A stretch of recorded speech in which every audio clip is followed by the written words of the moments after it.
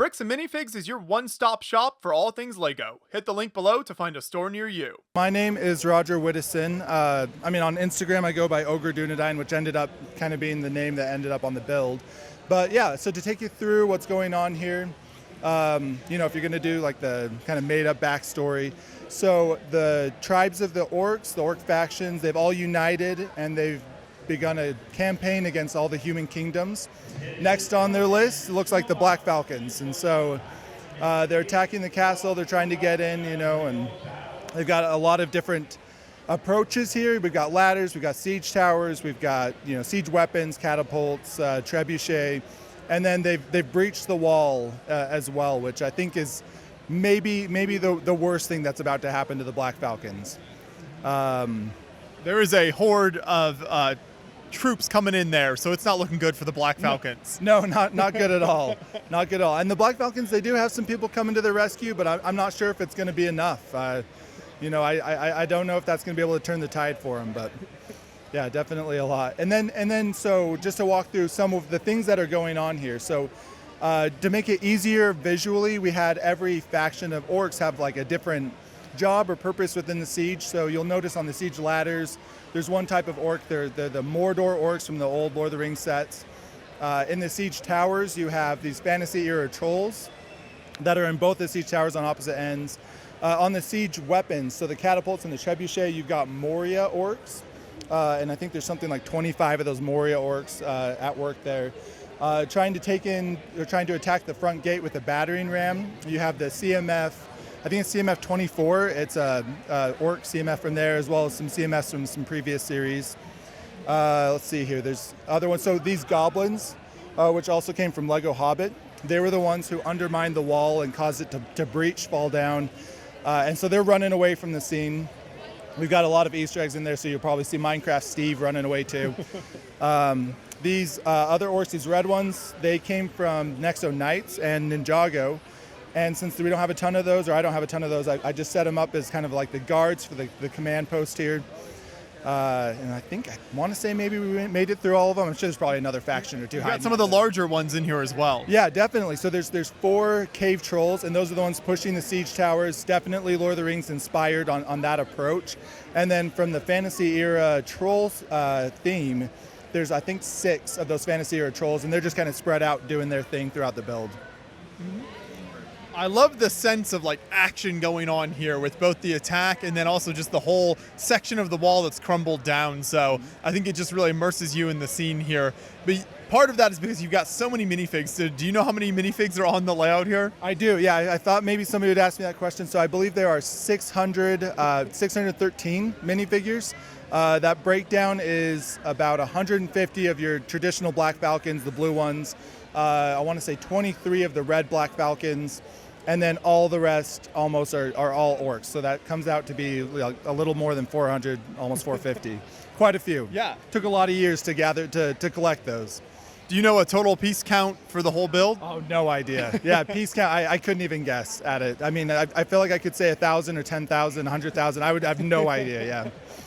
But definitely a lot of pieces went into it, and a lot of different techniques, a lot of different styles. I learned a lot about, a lot of things for the build. This is only my second ever display mock, or display build, and so, yeah, definitely an awesome experience. Yeah.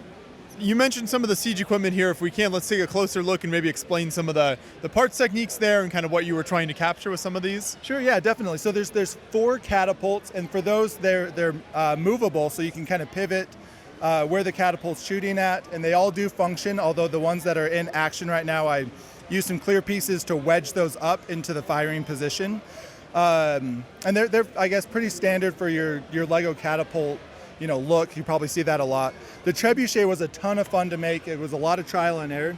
It is a functioning trebuchet, so there's a black peg that's holding the trebuchet in that firing position. But if we were to take that out and take off the clear bricks holding the rock on top, I mean, we could sit and launch rocks at this castle, and it was working pretty well. I mean, I think if we moved the castle, like we could probably be hitting some of these builds behind the scene. I mean, it was so much fun to figure out. Yeah. And then these great big siege towers here, what were some of the pieces you used, especially to add some of that kind of detailing Yeah, so on the siege towers, as you can see, it's like a reddish brown brick. It's kind of a joke among the Lego community. Super brittle, and I definitely had a lot of pieces break there. On the spikes that you see on the side, those are Harry Potter wands that I used, and I know this is a little bit of a fail, but those were supposed to be arrows getting shot at the siege tower on approach. But when I got done, the angle of it just didn't work out. It was, whatever. But I looked at it, I'm like, you know what? It's a spiky siege tower. Like, that works for orcs. Like, I think we can pull this off. And then the wood at the top, so I used that tan kind of cone-shaped piece to give it the impression of, like a carved out kind of spikier look at the top. And then just tried to change the angle. And I think it came together really well on kind of creating that effect. And then, of course, the rest of it's just kind of a standard, hold troops, and you got the ladders to go up. The front bridges on that, those do go up.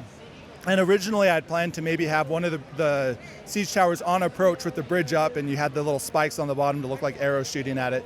But in the end, I just decided, let's have them hitting on the wall. We'll have the guys running out.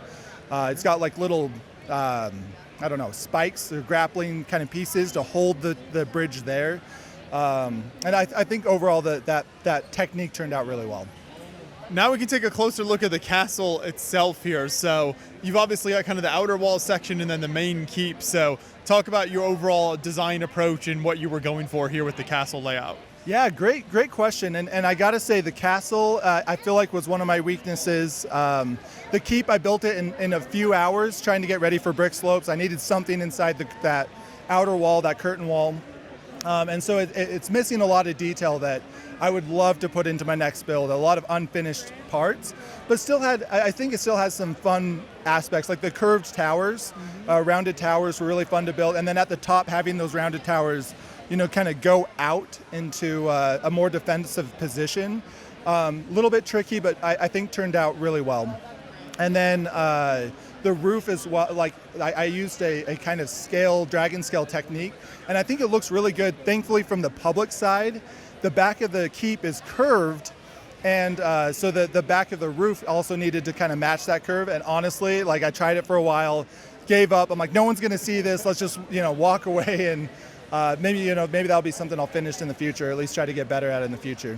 But on the curtain wall itself, so you'll notice there's a lot of arrow slits. Those both go on the sides so that they can shoot at people who are on the walls or getting close to the walls, as well as out front. And then on the battlements on the top, you'll see that there's also I think they're called machicolations. Some people call them murder holes. I know that's kind of an ugly sounding word, but so those are all functioning. So every single one of those that you see, the minifigures could drop rocks out, stones out, she could shoot arrows through. Even up on the towers, the smaller machicolations, those are all functioning. Yeah. And it adds a lot of great detail as well. And then I like looking at the gate here. So you've got these much taller towers here kind of trying to defend the gate. That's right, yeah. So a big gatehouse right there. And then, believe it or not, that bridge is a drawbridge. And so they could have had it up, but then just for display purposes, it made sense to have it down. It's a working portcullis as well. And then obviously some big doors behind. But yeah, it probably is reasonably defensible there. If it wasn't for the siege towers, the breach, and maybe half a dozen ladders, the Black Falcons probably could hold out a lot longer if that was the only spot they were defending. And what was your approach with the landscaping around the castle here? How did you kind of add in some different details and variation throughout the outside of the castle? Sure, yeah. So, obviously with green base plates, I had a couple of different shades. I'm like, oh, this is going to work really well, kind of have the color pop.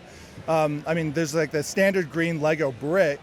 And if you have too much of that, it's just all going to blend together. So I tried to use various shades to make it pop, different types of like leafy techniques.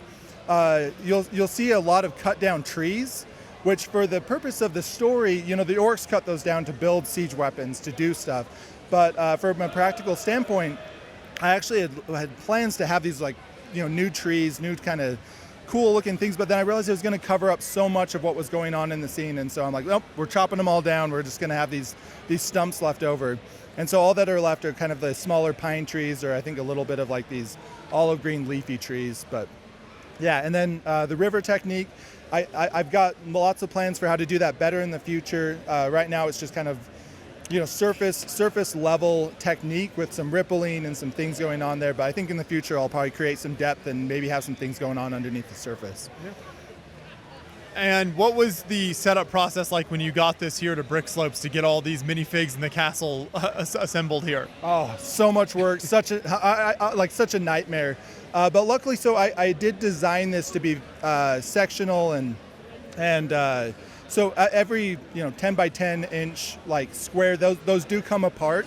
And I've labeled them on the bottom so I know where everything went together. Same with the castle. The castle is very modular. And if you look closely, you can kind of see where some of the seams are. They come apart, and I can kind of, then transport it I brought it in a minivan, and then try to piece it back together once we got here. Definitely a pain in the butt. I think it took something like 7 hours to set up once we got here. But admittedly, a lot of that was setting up minifigures. So I see the little Forest Man reference here in the corner. You've obviously got some of the Allied troops coming in over there. Any plans to expand on this layout or in this universe at all? Universe, definitely. I'd love to do a future builds. I'm debating about tearing down the whole thing, doing something totally fresh next year, but definitely still in the castle theme. I'm glad you pointed out the Forestmen. That's just a fun little joke. So Forestmen and Black Falcons in kind of your traditional castle years, they weren't friends. They didn't get along. So this Forestman's thrilled. He's eating popcorn as the Black Falcons are having, a bad day. But honestly, that kind of brings me into the Easter eggs. So I love putting Easter eggs in. I've loved seeing Easter eggs in other people's builds. And so there's a lot of funny little things going on. We've got, you mentioned the Forestmen. We've got these baby raptors chasing a rabbit. We mentioned Minecraft Steve before. There's Branch from the movie Trolls, which all the little kids are coming through. They love this reference, but he's getting launched out of a catapult. The orcs decided he was the wrong kind of troll, and so they're getting him out of there. I've got Aragorn, Legolas, and Gimli from Lord of the Rings. They're up on the castle wall. Gimli is standing on a box. It looks like Legolas got him a box. Over in the Red Falcon Charged, those are the allies coming in. I've got a lot of those minifigures, and I've got a lot more, and I think I will use those in the future. But there we've got Mickey Mouse, who's wearing armor. It was from a kid's set that came out a little while ago, and I'm like, oh, this is going to be perfect. And again, the kids who have come through have just loved that reference. Gollum's there, he's hiding. We've got the Mandalorian and Baby Grogu. They're up on the castle wall wandering around. A little nod to last year's build where we had some Vikings come and raid a church. There's a captured Viking up on the wall as well that's being escorted around. And then also one Easter egg is this hippogriff from Harry Potter. I turned him into a griffin, and there's a knight riding on that. It's a little bit of a reference to this video game I played as a kid called Warcraft 2. That was kind of the basis that kind of became, World of Warcraft and all those things. But there was this unit that was this griffin that was part of the human faction. I'm like, oh, that'd be so fun to build. And so, a little nod to that.